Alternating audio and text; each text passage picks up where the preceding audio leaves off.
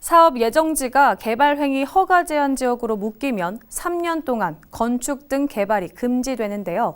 그런데 청주시 청원구 넥스트폴리스 산단 예정지에 제한 지역 고시 직전인 2달 사이 건축 허가 승인이 100여 건 이뤄졌습니다. 사실상 투기꾼들이 이주자 택지 등 큰 보상을 위해 거주하지도 않는 유령주택을 지어놓은 것인데 현행법상 이들을 단속하거나 승인을 제한할 수 있는 방법은 딱히 없습니다. 황정환 기자가 보도합니다. 청주 청원구 넥스트폴리스 산업단지 예정지입니다. 조립식 주택으로 불리는 이른바 벌집과 가건물처럼 보이는 공장이 나란히 있습니다.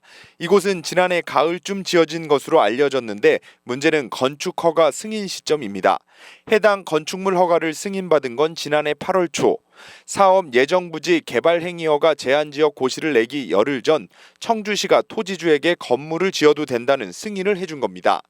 또 이곳 토지주들은 지난해 6월 개발 행위 허가를 제한하기 위한 주민 공람 공고가 이뤄진 뒤 허가 신청을 했는데도 지자체의 제재는 없었습니다.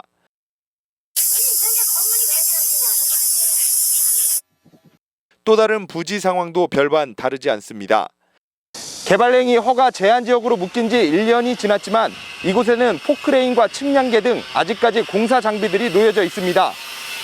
개발 제한 고시로 3년 동안 건축물의 건축과 토지의 형질 변경 등이 불가하지만 고시 이전까지 허가를 받아놓으면 그 이후에는 설계 도면에 맞춰 건축이 가능한 겁니다. 개발 행위 제한 공람 이후부터 고시 기간 청주시가 건축 허가를 승인한 건 모두 93건. 대부분이 집만 지어놓고 거주하지 않는 유령 주택으로 개발이 들어가면 모두 사라질 조립식 주택.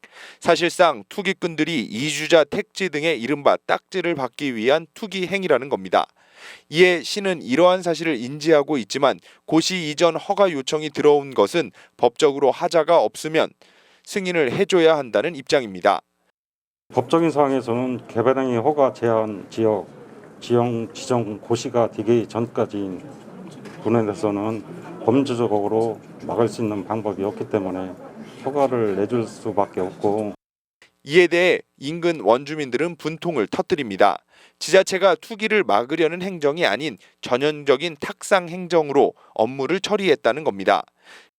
합리적인 방안을 찾아서 행정을 했어야 되는데 그냥 단지 지정 고시일이 나오기 전까지는 우리는 막는 법이 없다라고만 저희한테 답변을 준 거예요. 그렇다면 투기 세력들이 향후 이주자 택지를 받지 못하는 방법은 없을까? 사실상 어려워 보입니다. 공익사업을 위한 토지 등의 취득 및 보상에 관한 법 시행령 40조 제3항에 따르면 개발 고시가 있는 날부터 계약 체결일 또는 수용 재결일까지만 실제 거주하고 있으면 이주 대책 대상자에 포함되기 때문입니다. 실제 거주자에게만 이주자 택지 등을 주라는 게 법의 취지입니다. 하지만 개발 고시가 확정되지 않은 현 단계에서는 실거주를 확인하는 단속도 무의미한 상황. 사각지대를 찾아 산업단지 개발 예정지가 투기꾼들의 먹잇감이 되고 있는 가운데 실제 원주민들을 보호할 수 있는 관련 법 개정이 시급해 보입니다. HCN 뉴스 황정환입니다.